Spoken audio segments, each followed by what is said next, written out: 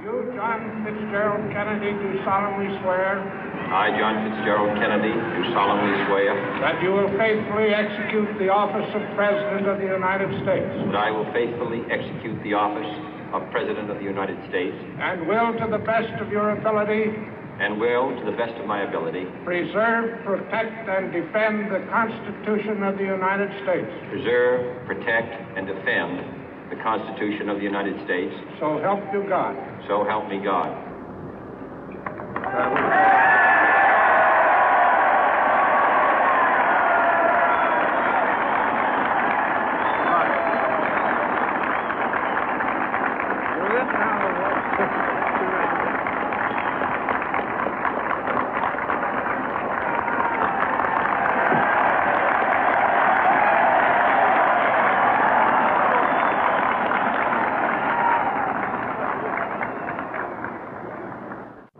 Vice President Johnson, Mr. Speaker, Mr. Chief Justice, President Eisenhower, Vice President Nixon, President Truman, Reverend clergy, fellow citizens.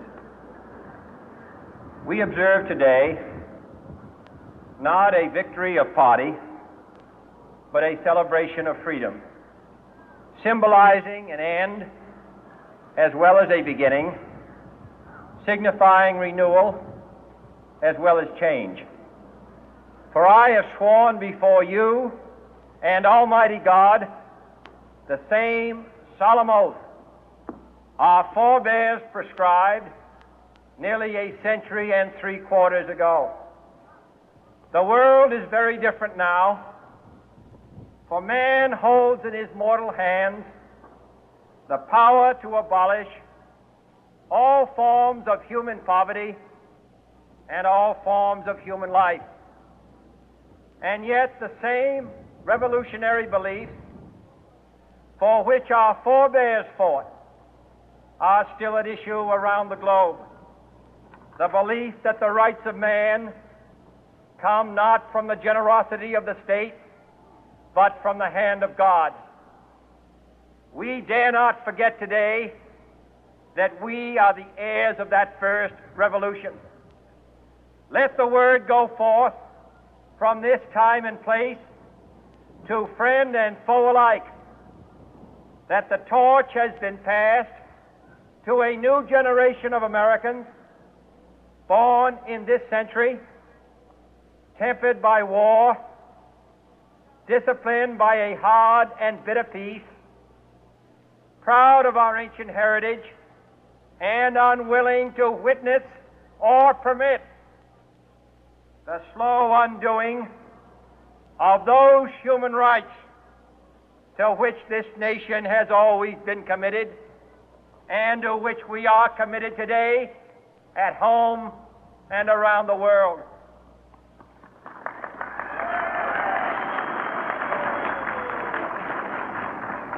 Let every nation know, whether it wishes us well or ill, that we shall pay any price, bear any burden, meet any hardship, support any friend, oppose any foe to assure the survival and the success of liberty.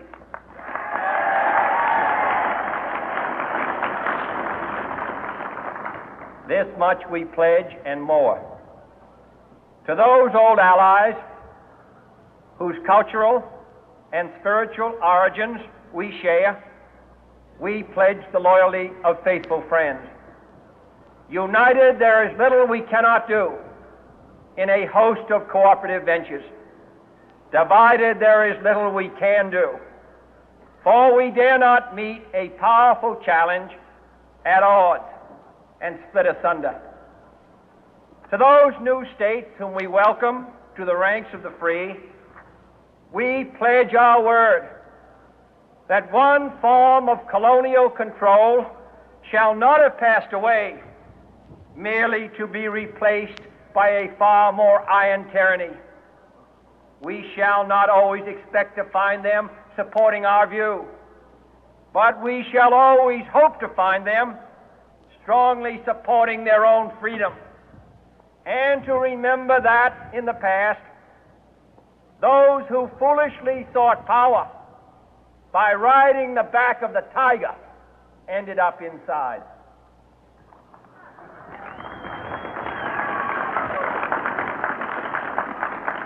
To those people in the huts and villages of half the globe struggling to break the bonds of mass misery, we pledge our best efforts to help them help themselves for whatever period is required, not because the communists may be doing it, not because we seek their votes, but because it is right.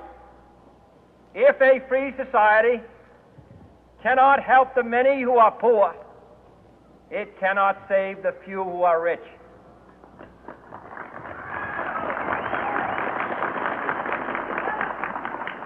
To our sister republics south of our border, we offer a special pledge to convert our good words into good deeds, in a new alliance for progress, to assist free men and free governments in casting off the chains of poverty. But this peaceful revolution of hope cannot become the prey of hostile powers.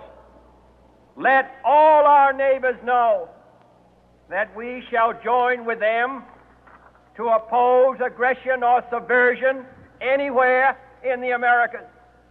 And let every other power know that this hemisphere intends to remain the master of its own house.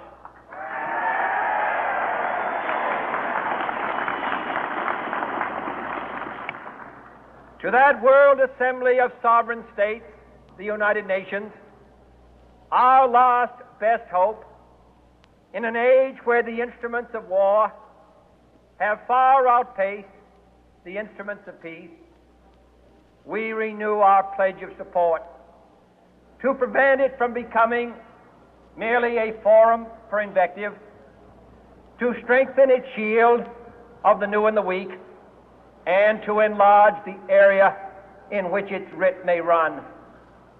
Finally, to those nations who would make themselves our adversary, we offer not a pledge, but a request that both sides begin anew the quest for peace.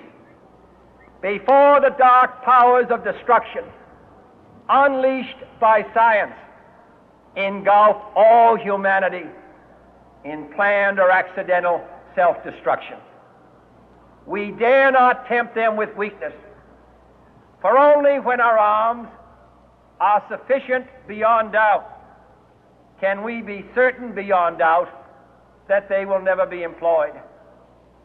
But neither can two great and powerful groups of nations take comfort from our present course, both sides overburdened by the cost of modern weapons, both rightly alarmed by the steady spread of the deadly atom, yet both racing to alter that uncertain balance of terror that stays the hand of mankind's final war. So let us begin anew, remembering on both sides that civility is not a sign of weakness, and sincerity is always subject to proof. Let us never negotiate out of fear, but let us never fear to negotiate.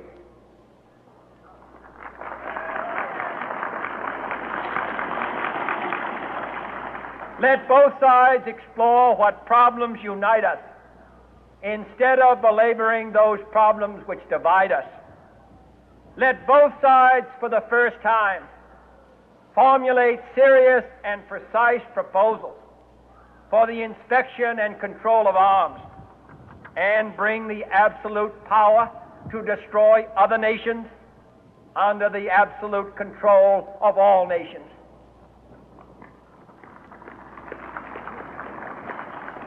Let both sides seek to invoke the wonders of science instead of its terrors.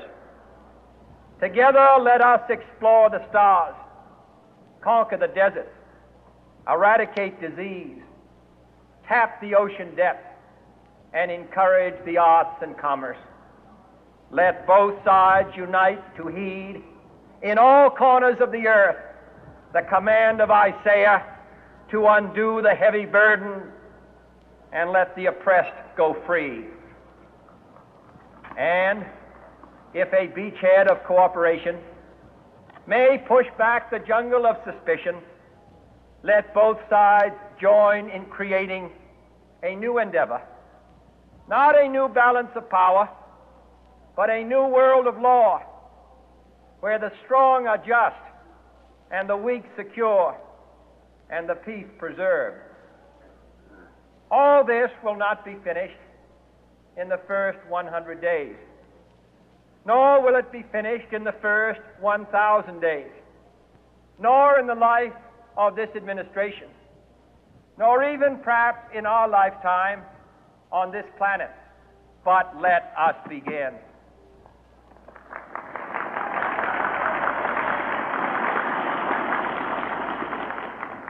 In your hands, my fellow citizens, more than mine, will rest the final success or failure of our course. Since this country was founded, each generation of Americans has been summoned to give testimony to its national loyalty. The graves of young Americans who answered the call to service surround the globe. Now the trumpet summons us again, not as a call to bear arms, though arms we need, not as a call to battle, though in battle we are, but a call to bear the burden of a long twilight struggle, year in and year out, rejoicing in hope, patient in tribulation, a struggle against the common enemies of man, tyranny, poverty, disease, and war itself. Can we forge against these enemies a grand and global alliance, north and south, east and west, that can assure a more fruitful life for all mankind? Will you join in that historic effort?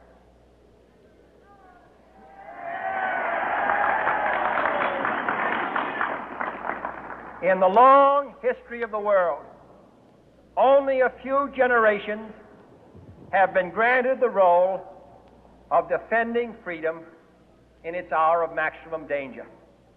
I do not shrink from this responsibility. I welcome it.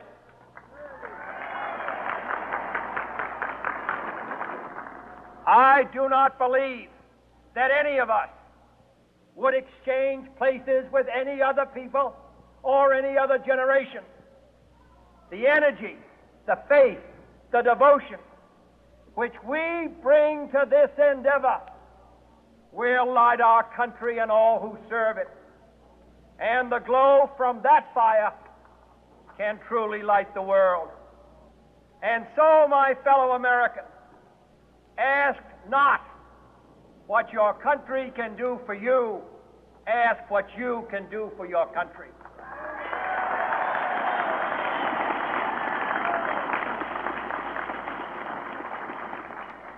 My fellow citizens of the world, ask not what America will do for you, but what together we can do for the freedom of man.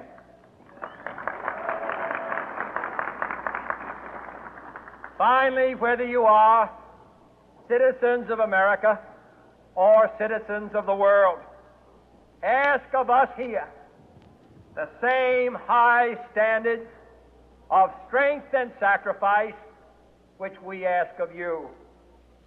With a good conscience, our only sure reward, with history the final judge of our deeds, let us go forth to lead the land we love